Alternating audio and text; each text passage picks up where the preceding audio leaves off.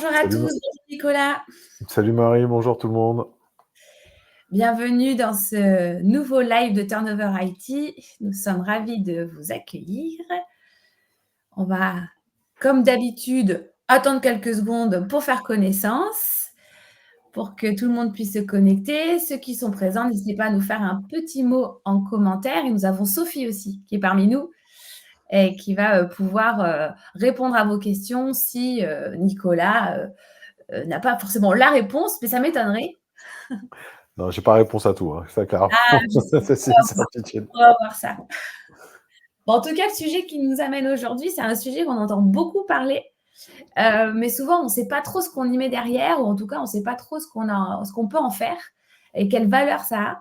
Et chez Turnover IT, on s'est dit que ça pouvait être intéressant de pouvoir vous apporter des réponses en tant que recruteur, et plus spécifiquement, recruteur ESN, parce que c'est ça aussi, hein, c'est que quand on est recruteur intermédiaire et que nos salariés ne travaillent pas chez nous directement, comment on fait justement pour leur donner envie de nous rejoindre. Et donc, toutes ces questions, je vais les poser à Nicolas. Donc, ceux qui sont présents, n'hésitez pas à nous faire un petit mot. Et puis, dès maintenant, on va se présenter. C'est parti. T'es prêt, Nicolas? Allez, c'est parti, On c'est est moi qui ensemble jusqu'à 13h, 13h05, 13h, si jamais ça déborde un peu. On ne sait jamais. ça marche. Tu me coupes si jamais je parle de trop. Ok, je ferai ça. Ça marche. Alors, Nicolas, tu ouais, veux présenter Turnover IT? je vais Vas-y, je d'abord t'en prie. présenter Turnover IT, comme ça c'est fait, on sait pourquoi on est là aujourd'hui. Donc, Vas-y, je t'en prie. Turnover IT, c'est la plateforme des recruteurs de la tech. Nous avons aujourd'hui plus de 110 000 talents candidats à l'emploi et en mission qui sont présents sur Turnover IT. Et donc, vous êtes plus de 3000 recruteurs tech à nous rejoindre et à pouvoir travailler avec Turnover IT. La spécificité aussi de notre plateforme, c'est cette place de marché qui permet de placer les candidats en intermission. Et donc, souvent, c'est aussi un moyen de pouvoir continuer peut-être à fidéliser ces candidats, parce que c'est aussi le sujet d'aujourd'hui. Comment on fait pour les garder? Parce que si jamais il n'y a plus de mission, ça peut être un peu compliqué. Et donc, aujourd'hui, pour parler de ce sujet, on a un expert dans le domaine. Voilà, je mets des grands mots, Nicolas. Des grands mots. Qui es-tu, Nicolas? Dis-nous, tu as fait plein de choses, tu fais plein de choses. Donc, est-ce que tu peux nous dire un petit peu Ouais, peut-être pas bien sûr, tout, en tout cas, ce que tu fais aujourd'hui? bien sûr. Déjà, merci pour l'invite, Marie, c'est très cool. Ça Plaisir. fait toujours plaisir de parler du sujet et surtout de parler du sujet sur un spectre un peu particulier qui est celui de l'ESN, parce qu'on y viendra, mais très souvent, on a l'impression que ce n'est pas nécessaire de travailler sa marque employeur quand on est un intermédiaire, ce qui est faux, parce que les gens attendent, les collaborateurs attendent ça, comment dire, les personnes qui bossent avec vous attendent ça, donc c'est pour ça que c'était important et je trouvais le sujet, l'angle d'approche assez intéressant. Donc moi, je suis Nicolas, je gère deux boîtes, mais surtout une qui va nous intéresser aujourd'hui, qui s'appelle eTeam. C'est une agence de communication RH que j'ai fondée en 2012, donc ça commence à faire un petit moment, et avec laquelle on a commencé dès le départ à faire le travail de marque employeur, qu'on a développé, et qu'on a vraiment accentué et développé surtout sur la partie création de contenu à partir de 2014-2015. Aujourd'hui, on est 13 personnes avec des créateurs de contenu, des vidéastes, des motion designers, des chefs de projet. Et notre objectif, c'est vraiment d'essayer d'accompagner les entreprises, quelles qu'elles soient, tout secteur, ESN compris, vers les nouvelles méthodes et les nouvelles manières de capter, de fidéliser, d'attirer du candidat. Et donc, du coup, vraiment un gros focus sur la partie marketing RH et grosse marketing RH à l'intérieur de laquelle la marque employeur a une place prépondérante parce qu'elle va jouer sur plusieurs aspects et pas uniquement sur le côté attractivité dont on parle souvent, le côté séduction dont on parle souvent, mais elle va jouer aussi sur l'aspect valorisation, reconnaissance, recommandation, et donc elle va jouer un petit peu sur des aspects transverses. Donc c'est vraiment ce qu'on pousse à faire, et on intègre à l'intérieur de ça plusieurs composantes justement de la marque employeur, dont l'expérience candidat, dont l'expérience collaborateur, dont toutes ces choses-là, peut-être qu'on va évoquer par la suite. Mais voilà. Et c'est vraiment, et c'est ce que tu dis, passionné par le recrutement, c'est vraiment ça, quoi, en fait. C'est passionné par le monde des RH en général. Ouais. Euh, J'aime vraiment ce monde, j'aime vraiment essayer de donner des billes et de transposer les problématiques RH sur des modèles qui sont des modèles annexes, en fait, et faire en sorte de remettre l'humain au centre à travers toutes ces dimensions-là. C'est Tu vois, je t'ai dit, technique. je parlais de trop. T'as vu, Voilà, Nicolas? mais c'est bien, c'est clair, c'est important. C'est important aussi de comprendre que l'enjeu candidat, il est valable comme tu dis, pour attirer, mais aussi pour fidéliser, pour faire en sorte qu'ensuite le collaborateur il soit épanoui dans l'entreprise. Donc voilà, c'est intéressant de voir que marque employeur, c'est quelque chose quand même d'assez général. Alors d'ailleurs, bah, du coup, comment on peut faire du coup pour avancer sur ce sujet? De quelle façon la marque employeur prend place dans l'entreprise et quels sont les avantages à la travailler? C'est une façon de la définir aussi peut-être? Alors, si tu veux redéfinir la marque employeur, il y a plusieurs manières de la voir, hein. Mais au départ, c'est plutôt la manière dont ton image, l'image de ton entreprise va être présente et va se proposer par rapport à tes collaborateurs, donc à toutes les personnes, toutes les parties prenantes Mmh. comment dire, que tu auras face à l'entreprise. Donc, ça peut être de trois ordres. C'est très souvent, on le voit sous l'angle du candidat. Donc, c'est-à-dire le fait de travailler la marque employeur sous l'angle du candidat parce que c'est ceux qu'on cherche à attirer. Mais la marque employeur, c'est aussi sous l'angle du collaborateur, parce que c'est ce qui est censé le représenter, c'est ce qui est censé représenter son quotidien. Donc c'est aussi quelque chose d'important. Et le Faut qu'il soit troisième fier. point, Le collaborateur, faut qu'il soit fier de pouvoir parler tout de à fait, il faut qu'il OK. soit fier de son entreprise et surtout, euh, au-delà de la fierté, en fait, c'est que le collaborateur sache que l'entreprise est fière de lui et sache que l'entreprise le considère. C'est Ah ça surtout ça, en fait, le côté marque employeur. Et surtout comment dire, pour le collaborateur, c'est important qu'il se rende compte que l'entreprise comment dire, ne cache pas, ne transforme pas la réalité et soit conscient de ce qui se passe. Parce que souvent, quand on parle de marque employeur, mmh. on dit souvent que on se sert de l'interne pour attirer l'externe. Donc ça va être ça, vraiment, on va présenter tout ce qui se fait en interne pour attirer l'externe. C'est très bien de le faire et c'est une réalité. C'est-à-dire qu'il faut expliquer tout ce que tu es, tout ton ADN, toute ta culture à travers différents formats, que ça soit la présentation de ce que tu fais au quotidien, les événements, tes métiers, la manière dont tu vois comment dire, le monde, le secteur d'activité, l'expertise et tout. Donc tout ça, c'est ton ADN.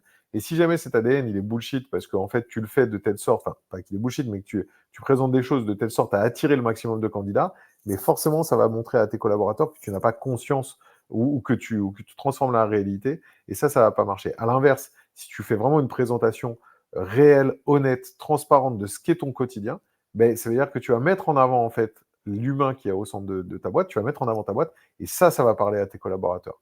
Donc ça, c'est intéressant. Donc la marque employeur va jouer Ouais, dis-moi. Sur les 2. Donc du coup, ça joue bien sur les 2. On est bien d'accord quand on parle des principaux avantages d'une marque employeur forte?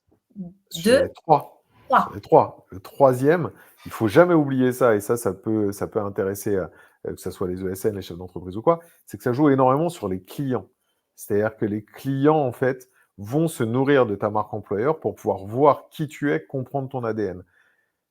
Un exemple type, en fait, qui peut être très clair, très souvent, quand on achète un produit, là, je ne parle pas du côté candidat, quand on achète un produit, Ouais. euh, En le tant que client? commercial, quand tant Ouais. que client, la commerciale, en fait, comment dire, un fort attrait par rapport au commercial, enfin, le commercial ou la commerciale a une forte influence, en fait, sur le client final. C'est-à-dire que généralement, le client achète un produit pour le produit et aussi pour le conseil, pour le commercial qui aura, donc pour l'humain qui y a derrière. Mais là, en fait, c'est la même chose. Une entreprise va acheter un produit, mais elle va aussi avoir beaucoup d'intérêt et d'attractivité par rapport à une marque, par rapport à l'humain qui aura à l'intérieur. Il faut vraiment, en fait, qu'on change de paradigme, et la marque employeur aujourd'hui, elle est là pour remettre l'humain au centre et faire comprendre aux entreprises que ce qui fait la force des entreprises, ça n'est pas, et encore plus dans les ESN, ça n'est pas un produit ou autre chose, c'est l'humain qui fait le produit à l'intérieur. Bah oui. C'est ça qui va faire la force. Et dans Donc le si, cadre, Nicolas, dans le cadre de la responsabilité sociétale des entreprises, on entend beaucoup parler de la partie RSE. On sait qu'il y a un pilier qui est quand même assez, qui est très fort et très important, c'est la partie sociale. Et aujourd'hui, justement, quand on répond à un appel d'offres ou quand on se positionne sur un marché, on va nous demander, en tant qu'entreprise, de répondre à ces recommandations, ces exigences.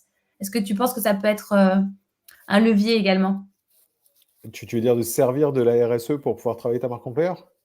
Ouais, ou l'inverse, c'est-à-dire Bah, de les deux, pouvoir travailler le fait que tu montres oui, oui, c'est intéressant, mais à ce moment-là, ça veut dire qu'il faut, là, pour le coup, il faut que ta marque, c'est pas le travail de ta marque employeur, en fait, là, ce sera plutôt la définition de ta marque employeur et de qui tu es.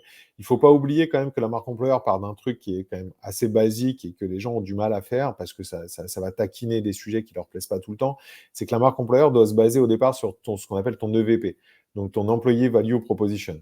Tu vois, c'est quelque chose d'hyper important. C'est-à-dire la valeur que tu es capable de proposer à tes employés et donc du coup à tes candidats qui seront des futurs employés. Alors, Ça attends, correspond à... je vais mettre la question qui correspond à ce que tu es en train de nous dire.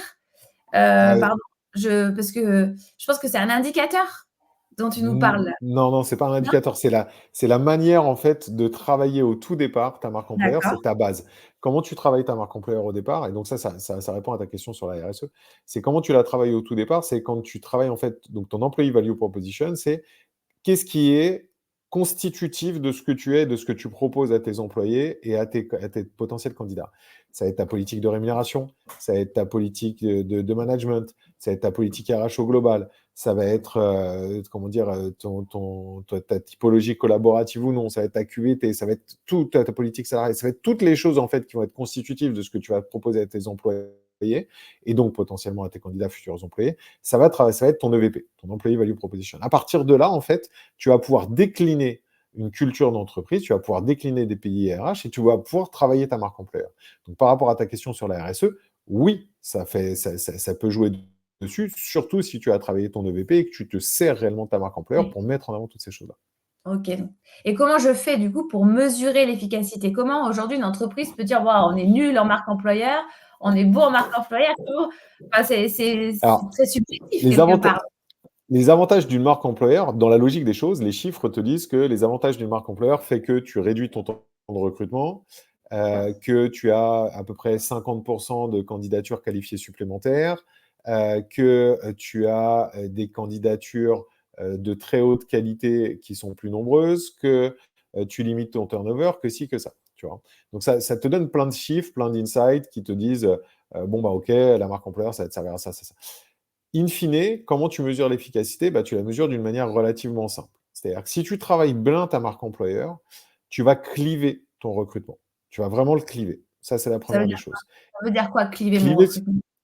cliver ton recrutement, ça veut dire tu dois essayer de ne pas avoir le plus de candidatures possible, mais d'avoir les candidatures qui te correspondent le plus possible. Voilà.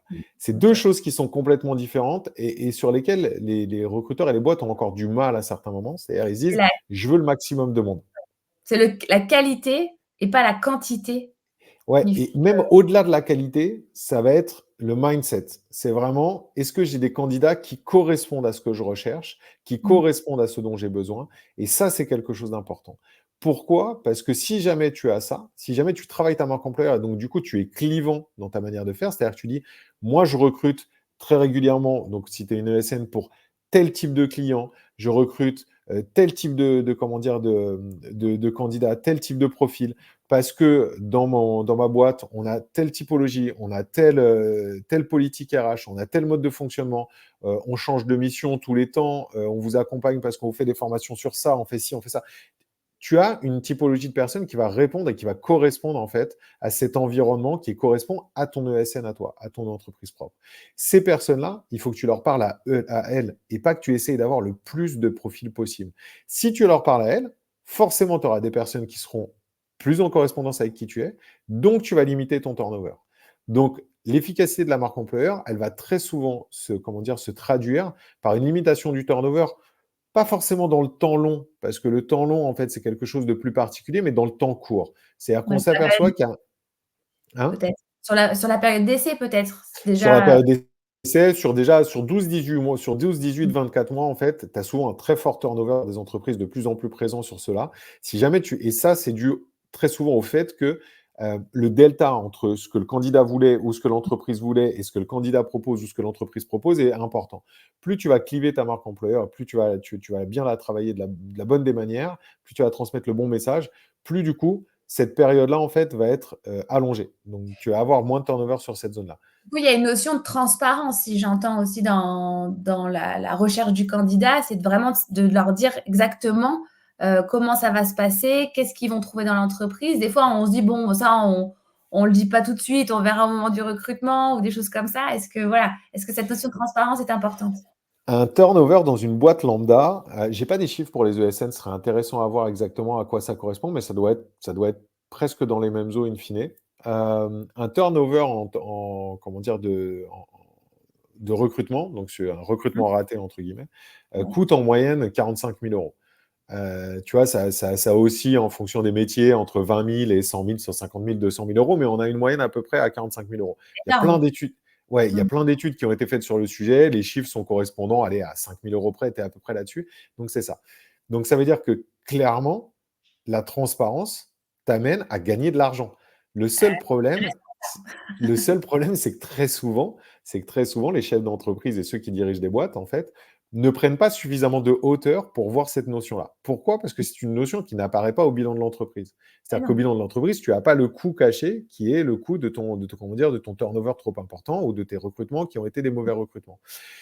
Il faut prendre de la hauteur parce qu'il faut comprendre que ça existe réellement. Donc aujourd'hui, tu as un turnover de 20% ou tu as un taux de rétention de tes consultants dans les entreprises qui est de temps ou ci ou ça.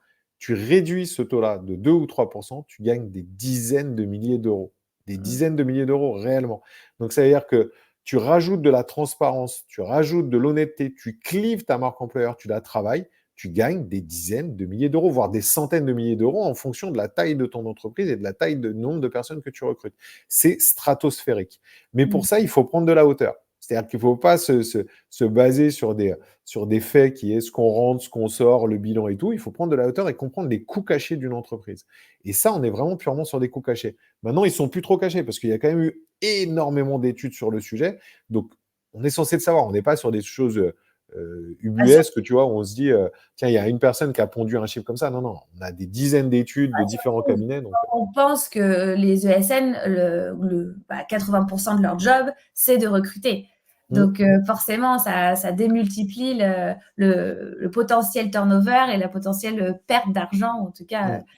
c'est sûr que c'est Et énorme. Donc, on parle de transparence. là où je limiterais juste avant que tu fasses le récap, là où je limiterais juste un petit peu le coût de l'ESN, c'est que dans les coûts comment dire, dans les coûts de ce turnover-là, on a un coût de formation, de mobilisation et de production qui est induit, qui là, au niveau des ESN, en fait, sera plus projeté comment dire, sur le client final. Ouais. Maintenant, in fine, sur le client final, si jamais tu as un turnover, là, c'est autre chose. C'est un Ouais. côté déceptif qui va induire comment dire, d'autres pertes d'argent par la suite. Donc, c'est pour ça que je dis que peu ou prou, on est à la même chose. Le modèle de calcul n'est pas le même parce qu'on n'a pas le même modèle, le même business model, mais peu ou prou, je pense qu'on arrive à la même chose. Donc, prendre de la hauteur par rapport Mm, aux dirigeants ou en tout cas ceux qui pilotent la partie mm. ressources humaines pour bien apprécier l'impact de sa marque employeur, être transparent. Et qu'est-ce que tu peux nous préconiser d'autre comme action pour renforcer cette marque employeur? Qu'est-ce qu'on peut faire concrètement en interne? Alors, la, pour Et moi, ce qu'il faut bien comprendre, c'est qu'aujourd'hui, on arrive dans une période où on va de plus en plus, et ça va augmenter de plus en plus avec l'arrivée de l'IA, du contenu et de tout ce qui est fake, on a de plus en plus une crise de l'authenticité réellement sur le travail et énorme sur le côté du marché de l'emploi parce qu'il y a tellement de boîtes qui ont menti, il y a tellement de boîtes qui ont fait du pinkwashing, du greenwashing, tout ce que tu veux, que forcément c'est compliqué. Donc nécessairement, avoir une marque forte, affirmer qui on est, c'est une chose et il faut le faire parce que c'est ta base, c'est ta brique structurelle qui est là. Mais il n'empêche que l'authenticité, la crédibilité, l'autorité de ta marque interviendra de manière encore plus forte si tu fais intervenir des personnes, des ambassadeurs. Donc pour moi, une des forces ultimes d'aujourd'hui et de demain, c'est de faire intervenir des gens pour pouvoir parler du sujet. Alors tu as plusieurs manières de les faire intervenir. Tu les fais intervenir soit à l'intérieur de contenu que tu vas proposer, soit tu les fais intervenir elles-mêmes en fait à travers des contenus, enfin tu vois, une communication que tu leur laisses la main de communiquer elles-mêmes sur leur sujet, soit tu proposes comment dire, de partager du contenu que tu vas leur avoir, toi, proposé et que tu vas leur avoir mis entre les mains. Le contenu que tu leur mets entre les mains, ça sert à diffuser ton image, mais ça joue un petit peu sur ta crédibilité, c'est cool, mais ça restera restreint parce que c'est pas une prise de parole libre, même si elle est libre, hein, ça reste pas une prise de parole libre, ça reste une prise de parole orientée. Euh, la prise souvent, de... par Ouais. rapport à ça, j'ai une question du coup, parce que souvent on dit, je l'ai entendu moi dans les entreprises, oui, mais mon LinkedIn, si on parle de LinkedIn par exemple, sur la prise de parole en tant que Mmh, salarié, c'est personnel. mmh. Mais c'est Donc, personnel, mais comment on fait pour embarquer du coup ces salariés pour pouvoir parler? justement? Ça déjà, pour moi, c'est une bêtise hein, de dire que ton LinkedIn, c'est personnel. Oui, c'est personnel, mais ça reste un réseau social professionnel. Donc, ça veut dire que quelque part, en fait, c'est aujourd'hui l'image que tu projettes sur LinkedIn, c'est l'image que tu projettes de ta boîte. Donc, ça veut dire Mmh. que c'est personnel, oui, mais c'est personnel professionnel. Donc, voilà. Après, maintenant, les gens qui veulent pas faire cette bascule, il faut pas les forcer. Tu OK. les laisses, il faut absolument pas les forcer parce que il faut juste trouver les bons ambassadeurs, les bonnes personnes qui veulent le faire. Si tu dois commencer avec 2, avec 3, tu commences avec 2 ou 3. Et ensuite, ces personnes-là, par force d'exemple, vont montrer aux autres que bah, ça peut être intéressant, que ça peut développer, que ça peut leur apporter autre chose. Parce que le travail comment dire, du personal branding, de ta marque personnelle en fait sur LinkedIn, servira toujours. Il te servira à toi, il te servira à ton entreprise, il servira à tout le monde. Et ça, les gens vont le percevoir petit à petit. Donc, tu peux commencer par un ambassadeur, 2 ambassadeurs, 3 ambassadeurs. Tu peux commencer par un pool de 10 ambassadeurs. Tu peux faire ce que tu veux. Mais c'est ultra important. Et on a tendance à dire que les ESN, oui, elles n'ont pas que des personnes qui bossent chez elles, très bien. Mais elles ont un lien avec Mmh. avec les consultants. Elles ont un lien avec les personnes comment dire, qu'elles intègrent qu'elles placent dans les différentes entreprises. Elles ont un lien fort, c'est elles qui les ont recrutées. Et si jamais demain il y a un changement de mission, il y a autre, c'est elles qui les repositionneront après derrière. Donc ce lien, il est important. Donc ça veut dire que si la politique, le suivi avec les collabs, enfin avec les personnes qui sont placées est bon, il y aura un vrai potentiel de discussion, de diffusion de l'image de ces personnes-là, de ces ambassadeurs-là pour l'ESN. Il ne faut pas le négliger. Il ne faut pas prendre que les personnes qui sont purement en interne comment dire, la structure, il faut prendre aussi les personnes qui sont placées parce qu'elles ont un impact qui est important. Sur une ESN, ça peut être différent parce qu'en gros, les faire parler en termes d'ambassadeurs, c'est un peu plus compliqué parce qu'ils ne peuvent pas parler continuellement en fait de leur rapport avec l'ESN parce qu'elles en ont peu. Mais par contre, on peut les faire parler de manière régulière, on peut les mettre en avant de manière régulière. Et ça, on peut le faire à travers d'autres têtes de pont qui peuvent le faire. C'est-à-dire que tu vas prendre des ambassadeurs internes à l'ESN qui Ouais. elles-mêmes vont communiquer et là vont avoir un vrai rôle d'ambassadeur et vont se servir de personnes qui sont placées pour justement les mettre elles-mêmes en avant à travers des contenus qui sont un peu différenciés. Et là, tu as une vraie forme d'autorité et de crédibilité parce que tu as des personnes qui parlent d'autres personnes, donc qui parlent du sujet, qui connaissent, qui montrent l'expertise, qui montrent le suivi et qui montrent le lien fort que tu vas pouvoir créer entre les deux. Donc des stratégies de contenu à monter pour pouvoir vraiment renforcer cette autorité, ce qu'on appelle vraiment l'autorité sur le secteur web, il y en a et il y a vraiment des choses hyper intéressantes à te proposer. Et là, on parle donc de contenu de diffusion donc sur LinkedIn parce que c'est comme ça naturellement. Est-ce que tu as d'autres, canaux de communication qui peuvent être intéressants? Tous les canaux sont intéressants à partir du moment où tu as des personnes qui sont à l'aise sur le sujet. Aujourd'hui, tu as bien évidemment LinkedIn, tu as bien évi alors Facebook. Facebook aujourd'hui a pris une dimension qui est une dimension plus de groupe, donc c'est possible. Si tu fais partie de groupes qui sont intéressés sur le sujet, sur un secteur d'activité, pourquoi pas, ça peut le faire. Mais tu auras une diffusion moins importante sur l'aspect général. Là, c'est vraiment une diffusion un petit peu ciblée. Instagram fonctionne de plus en plus sur l'aspect RH, sur l'aspect entrepreneurial. C'est un peu plus compliqué de le diffuser en termes d'ambassadeurs sur Instagram parce que les gens attendent moins ce type de choses.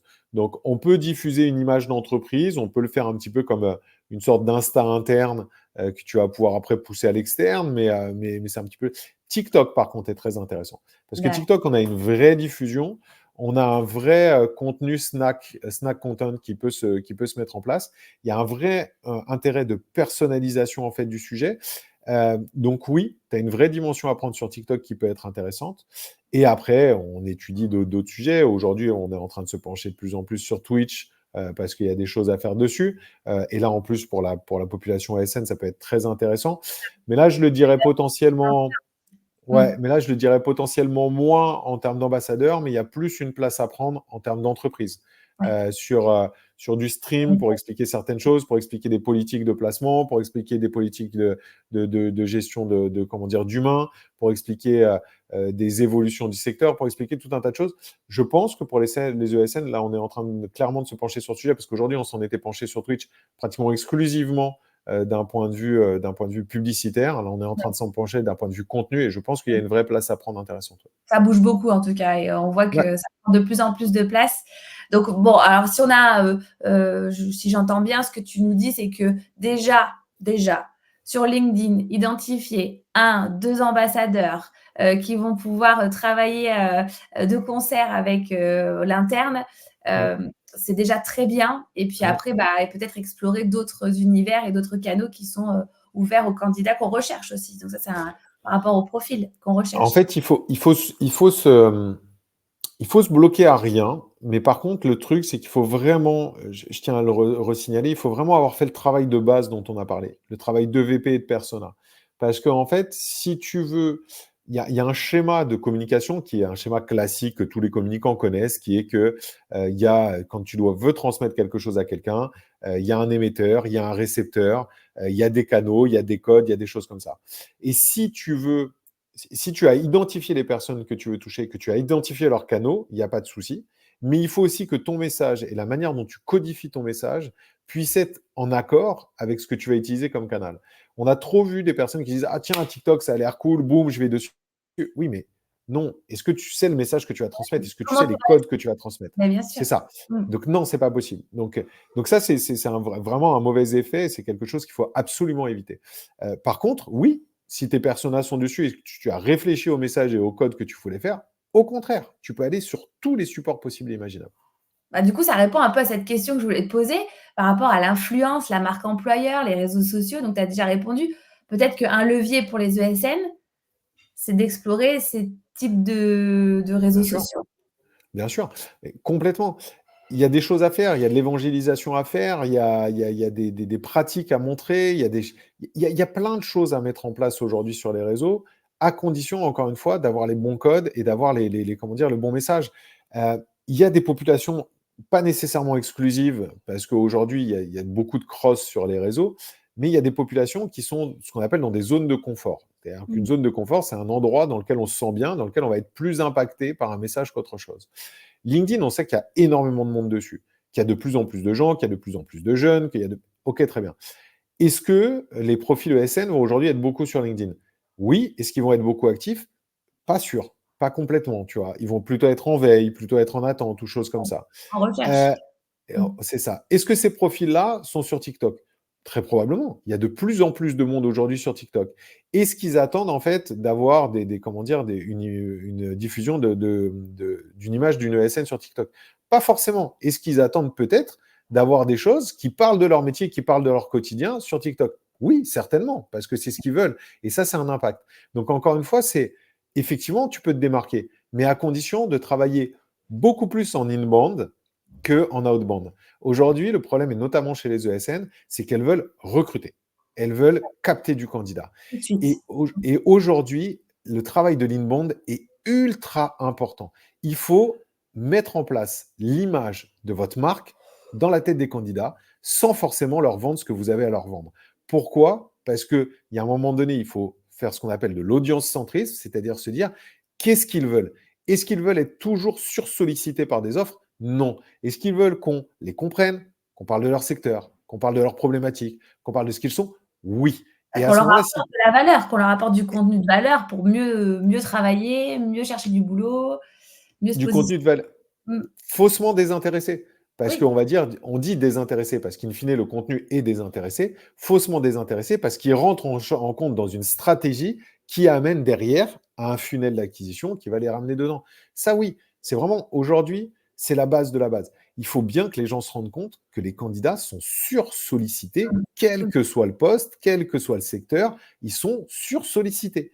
Donc, plus on va aller les target uniquement sur le côté viens chez moi, il fait beau, je te propose une offre d'emploi, moins ça va marcher. Ça marchera pour plein de monde, mais ça marche.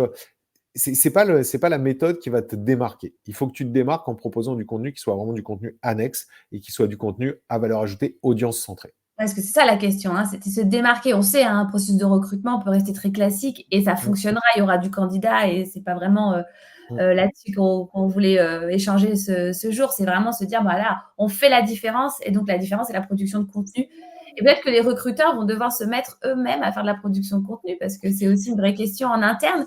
Et donc là, c'est la dernière question que j'ai envie de te poser, c'est quels sont les défis qu'on doit relever en interne du coup pour que ça fonctionne? Parce qu'on Alors, n'a que des recruteurs ou alors on a une agence de com ou alors on a une agence comme E-Team qui vient en renfort sur la marque employeur. Enfin, comment on fait pour que ça fonctionne?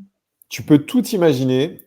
Le seul truc, c'est que pour moi, il faut que tu switches sur un changement de paradigme au niveau de l'ESN, qui est ce qu'on vient de dire, c'est-à-dire qui est que tu vas devoir travailler sur du long terme avec un côté qui est un côté funnel d'acquisition où tu vas pas Mmh. faire que de l'acquisition pure. Et là, tu l'entends, c'est le paradigme doit changer auprès de tout le monde. Au départ, auprès de, comment dire, de la direction ou des instances dirigeantes qui doivent se dire, OK, on va rentrer dans ce modèle-là. Et après, changer aussi tout en découlant, notamment, comme tu le disais, aux côtés des recruteurs, qui doivent se mettre eux-mêmes à produire du contenu et à comprendre que les candidats ne veulent pas uniquement qu'on les appelle pour leur dire viens, je te recrute, mais que les candidats en fait veulent qu'on les comprenne. De la même manière, c'est en fait tu dois faire du nurturing constant. C'est-à-dire que les RH, enfin les recruteurs savent faire ça du nurturing par rapport à certains candidats. Ils savent Oui, les garder. Mais tu dois te dire mon premier travail, ça doit être de nurturer mon réseau, mon audience, et ensuite de leur proposer quelque chose. Donc tu dois vraiment faire ce switch entre outbound et inbound et te dire ok, je viens là pour apporter de la valeur. Je viens là pour recentrer les débats sur ce que mon audience veut, ce que mes potentiels candidats, ce que mes potentiels profils veulent. C'est vraiment hyper important. Ça, c'est le plus gros des défis. Et ensuite, le deuxième, c'est de comprendre ce que je t'ai dit, c'est-à-dire qu'il y a des coûts cachés. Et oui. donc, une marque employeur, on doit mettre les moyens pour la travailler et que ça va nous faire gagner énormément d'argent si on met les moyens pour la travailler. Mais Et comme ça, tu c'est l'as dur, dit, hein, de se dégager de l'opérationnel, de la recherche de candidats, qui quelque part fait partie du job, mm, hein, une ESN mm, notamment, puis par mm, rapport aux recruteurs aussi. Mais se dire en fait on arrête 2 secondes, mm, à peu près quoi, et on prend c'est le temps. C'est exactement ça. Et Mmh. il y a plein de méthodes. Tu le dis, tu peux faire appel à une agence externe, mais tu peux donner du temps aux recruteurs en interne, tu peux leur donner de la formation, tu peux rajouter des ressources. Il y a plein de modèles différents qui correspondent à qui tu es, à ton ADN, à ta taille d'entreprise, au budget que tu veux y allouer. Il y a plein de choses, mais il faut en avoir conscience. Et Mmh. arrêter de dire ce qu'on a l'habitude de dire, c'est-à-dire, oui, mais ça, on va le travailler à côté d'eux. Non, tu ne le travailles pas à côté d'eux. C'est un pan ultra important de ta boîte pour une entreprise lambda et 10 fois plus pour une ESN qui gère justement cette partie-là, duquel c'est leur business model, quoi. C'est Donc, ça. c'est-à-dire que plus tu auras une marque employeur forte, plus tu vas attirer de monde, plus tu vas retenir comment dire, tes candidats, plus tu vas pouvoir comment dire, les maintenir, les fidéliser. C'est ultra important. Alors, la bonne nouvelle, c'est qu'il y a certains qui ont pris le parti de faire évoluer ça et notamment ils créent du contenu sur du podcast, par exemple. Mmh. Nous, on a un client chez Turnover IT qui a décidé d'approcher le candidat de façon différente en se disant: «Bah, voilà, on va leur expliquer le marché des ESN qui peuvent être des fois un peu flous. On va donner la parole à des personnes qui ont vécu l'expérience, des personnes qui veulent travailler qu'en home office. Comment on fait?» Enfin voilà, c'est vraiment, bah, ouais, produire du contenu en termes de podcast et c'est ce que tu fais aussi, je crois, hein, toi, Moi, du je fais un coup? podcast, mais ça, tu vois, cette idée, elle est super cool, là, ce que tu viens de dire. C'est hyper intéressant. Tu te fais de l'audience centrée, c'est-à-dire que tu vas là-dessus, et forcément, ça va amener à de l'attractivité derrière. Parce que les gens vont se poser la question et vont se dire, ah tiens, j'ai entendu parler d'elle et tout, c'est trop cool, bah tiens, je vais aller voir ce qu'ils font, et boum, boum, boum. Par essence, tu viens dessus. C'est vraiment du pur inbound hyper intéressant. Nous, bien évidemment, c'est ce qu'on fait, hein, là. Moi, j'ai le podcast du Barbu depuis un moment. Notre objectif, il est vraiment de proposer un max de contenu à valeur ajoutée pour les RH sur plein de sujets différents pour justement essayer de faire bouger les choses. Et il faut que ça soit entre guillemets désintéressé au départ pour que ton contenu soit vraiment comment dire intéressant et à valeur, même s'il est dans une stratégie, comme je te l'ai dit, qui est intéressé in fine parce qu'il intervient dans un funnel. Mais On il arrive faut à vraiment... De quoi? Ça fait partie de la communication Oui, globale. tout à fait, c'est partie de la communication globale. Bah, merci beaucoup Nicolas pour toutes ces informations. Bah, nous aussi chez Turnover IT, on a envie de donner, du contenu à nos audiences, à nos recruteurs et c'est grâce à des experts comme toi qu'on peut le faire donc merci beaucoup. À bientôt Nicolas. Merci à tous, d'avoir écouté, Merci. ce Merci à live. toi, Marie, c'était très cool. Ouais. Et puis, bah, si vous voulez des infos complémentaires, vous retrouvez Nicolas, vous l'avez vu sur son podcast. Et puis nous, on met le replay, hein, Sophie, on va le mettre en ligne. Donc, vous pouvez aussi réécouter toutes les préconisations de Nicolas. On vous souhaite une bonne journée. À bientôt. Merci beaucoup.